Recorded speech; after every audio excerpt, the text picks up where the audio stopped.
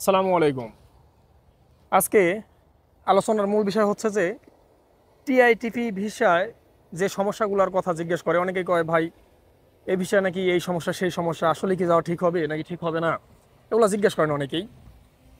এটা একটু ক্লিয়ার করব, তবে তার আগে যেটা করবো সেটা হচ্ছে যে আমি অবশ্যই ইউটিউব হোক আর ফেসবুক পেজ হোক, আমি কিন্তু কোনোটাই মানে টাকা ইনকামের উদ্দেশ্যে এরকম উদ্দেশ্য নিয়ে করি না। আমার মন চায় আমি করি, এটাই কিন্তু সত্যি কথা। হ্যাঁ, এরপরেও যারা আছেন দেখেন, কারণ হচ্ছে বলার আমার ইউটিউবে অলরেডি 1,000 সাবস্ক্রাইবার প্লাস। আমি কোনোদিন হয়তো বা কাউকে বলিও নাই যে ভাই সাবস্ক্রাইব করেন, হ্যাঁ, বা লাইক দিয়েন, এরকম বলি নাই আমি। কারণ হচ্ছে যে আমি এগুলো শখে করি, হ্যাঁ, আমি শেখার জন্য করি।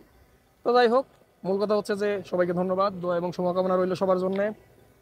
আর টিআইটিভি সম্পর্কে একটু বলি। সেটা হচ্ছে এর আগের ভিডিওতে ভালো ভালো কথা শুনে অনেকেই বলছিল যে ভাই আপনি এর খারাপ দিকগুলো বলেন নাই, এই বিষয়ে গেলে যে সমস্যাগুলো হয় এই সমস্যাগুলোর কথা বলেন নাই। আমি একটু শর্টকাটে বলবো আজকে, হ্যাঁ, এই সমস্যাগুলোর কথা। সেটা হচ্ছে যে ধরেন আমি একজন জাপানিজ, আমার ব্যবহার খারাপ। আমি জাপানিজ, আমার ব্যবহার খারাপ। এখন আপনি স্টুডেন্ট ভিসায় আসেন, যে কোনো জব ক্যাটাগরির ভিসায় আসেন, আর টিআইটিভিতে আসেন, ঠিক আছে না, যে কোনো ক্যাটাগরি, যে কোনো কাজ, ফ্যাক্টরি জব, কনস্ট্রাকশন, যেখানেই আপনি আসেন, ধরেন আমার ব্যবহার খারাপ।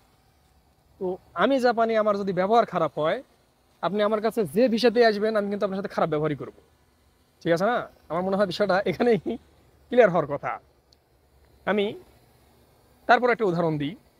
সেটা হচ্ছে যে এখানে যারা স্টুডেন্ট ভিসায় আসে, বিশ্বাস করেন, স্টুডেন্টদের কাছ থেকে জিজ্ঞেস করবেন এটা, যে যারা স্টুডেন্ট ভিসায় আসে এরা কিন্তু যখন স্টুডেন্ট থাকে না, আর স্টুডেন্ট মানে যে 2 বছরের কোর্স, তারপরে আবার কেউ ইউনিভার্সিটিতে কোর্স করলে করলো, এটা যখন শেষ হয় তারপরে কিন্তু তারাও জব ভিসায় অ্যাপ্লাই করে বা জব করে। এই জবে যখন ঢুকে তখন কিন্তু তারাও আমাদের মতো হয়ে যায়। এটা আমার মনে হয় যারা সত্যি কথা বলবে, স্টুডেন্ট ভিসা যারা আছে, যদি কেউ সত্যি কথা বলে তাহলে বিষয়টা এরকম হবে। সুতরাং আসলে কোনো ভিসার সমস্যা না ভাই, সমস্যা হচ্ছে আমরা যাদের সাথে কাজ করি এরা জাপানের একদম সর্বনিম্ন লেভেলের, বাজে লেভেলের লোকজন, হ্যাঁ, বেয়াদব। তো এই হচ্ছে বিষয়। তবে এখানে একটা বিষয় খেয়াল করতে হবে যে সবাই খারাপ না। এখন আমি যদি বলি যে টিআইটিপি ভিসাই একমাত্র খারাপ, এটা হচ্ছে ভুল কথা। কারণ কি, আমার সাথে আসা আমার বন্ধু বান্ধব অনেকেই কিন্তু ভালো আছে, যাদের কোম্পানিতে কোনো রকম সাউন্ড নাই, বাজে কোনো কথাবার্তা নাই। তাহলে তারা কি, তাহলে তারা কিভাবে আছে? হ্যাঁ, তারা তো ভালো আছে। এখন যদি তাদের কাছে জিজ্ঞেস করেন যে জাপান কেমন, টিআইটিভি ভিসা কেমন, তারা বলবে অস্থির, একদম সুন্দর একটা ভিসা, এ বিষয়ে কারো কোনো সমস্যা নাই, এরকম বলবে। কিন্তু এখন ঘটনা হচ্ছে আমার ভিসায় সমস্যা আছে।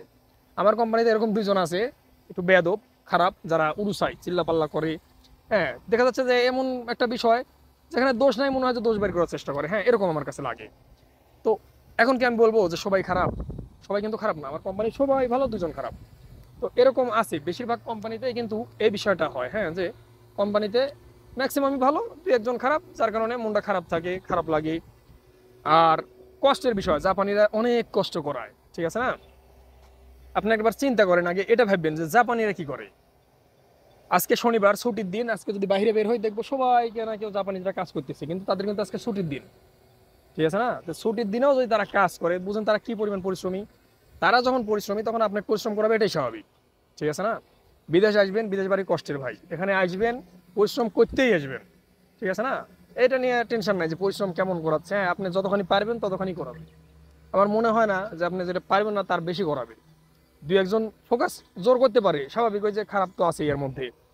তাই বলে এটা না যে আপনি মারা যাবেন আর কি, এরকম না। হ্যাঁ, আপনি সর্বোচ্চ দিয়ে চেষ্টা করবেন। জাপানিরা এটাই বলে যে গাম্বারি মাছ, হ্যাঁ, এরা সর্বোচ্চ দিয়ে চেষ্টা বুঝে, এর বেশি কিছু বোঝে না।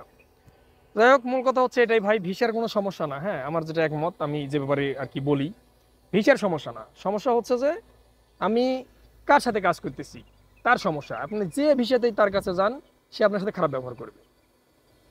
এখন আই এম জাপানের মাধ্যমে আসার পরে যেটা করবেন, ও টাইম আছে, হ্যাঁ, আই এম জাপানের মাধ্যমে আসার পরে যেটা করবেন সেটা হচ্ছে যে যদি খারাপই লাগে, বা টিআইটিভি ভিসা আসার পরে প্রথম 3 বছর যদি অসহ্যই হয়, ধৈর্য ধরেন।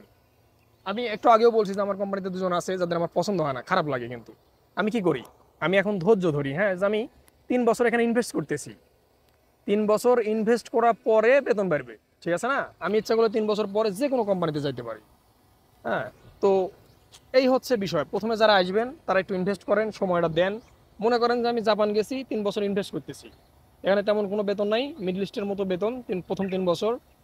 হ্যাঁ, তারপরে যদি কপাল ভালো হয়, হ্যাঁ, আপনি কোম্পানি জাপান আসার পরে 3 বছর ঢোকার পরে আর কি, 3 বছর পরে কোম্পানি চেঞ্জের ব্যাপারটা খুবই ইজি। আপনি মানে অহরহ পাবেন কোম্পানি চেঞ্জ করার মতো অপশান।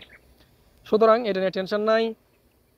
তবে হ্যাঁ, শেষ বেলায় একটা কথা বলে যাই, যদি জাপান আসার কারণ হিসেবে খারাপ কিছু দেখেন যে আমি এই কারণে জাপান যাব না, তাহলে একটা কারণ আছে।